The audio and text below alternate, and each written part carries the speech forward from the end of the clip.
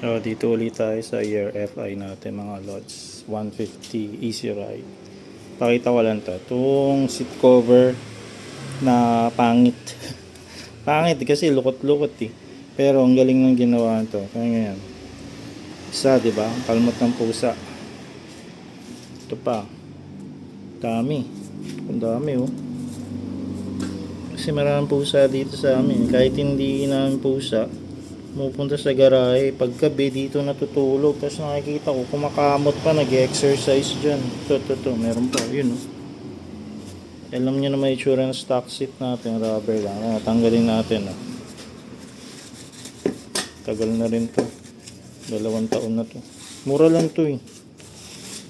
Yan, tanggalin natin. Ayun, wala oh, hindi tumagos. Ito, wala. Pag ito walang protector, goodbye to. Palit ka kaagad ng ano yan, seat cover, ang mahal nun. Dito, tingnan natin. Wala nakalusot. Wala. Lipat tayo sa kabila. Lagyan natin ng ilaw para sure. Wait lang, ito. Hindi ko malagyan ng ilaw to real time. Kaya may ilaw na. Wala pa rin oh. Wala nakatotoon to. Uy, may nakalusot ata. Isa. Ayun. Tingnan natin, lipat tayo. Pang NMAX yung kinuha ko. So, wala. Motor stock.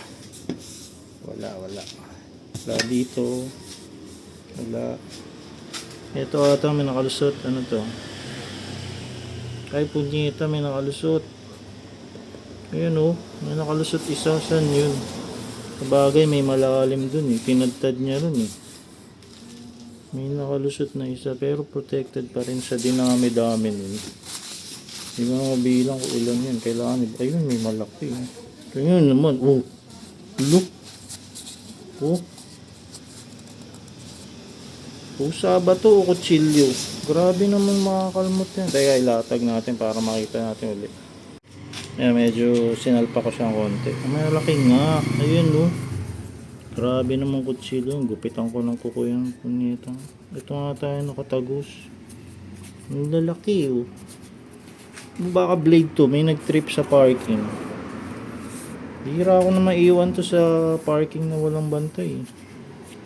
Pero pusa yan. Iba-iba. May maliit.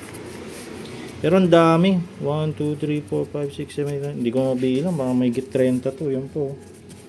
May git 30 yan. Meron dito kanina eh. Ayun, yun. Tapos dito. Ito yung unang-una kasi dati. Siguro maganda doblein ko to. Palitan ko na nga to. Bili na lang uli ako.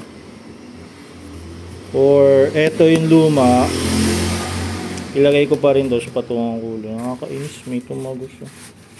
Pero okay pa naman yun. Okay pa naman to.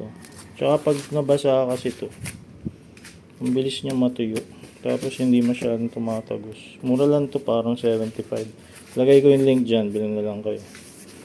Solve to. Ayusin nyo lang kasi ang hirap nito ano, ikabit. Ayusin nyo lang yung pagkabit. Ito yung pangit dito. Hindi kasi siya 100% fit. So, kakapakapain nyo pa yung paano. Ngayon lang. Balik nyo dun.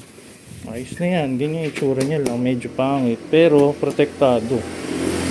O, diba? Sige. Order na kayo.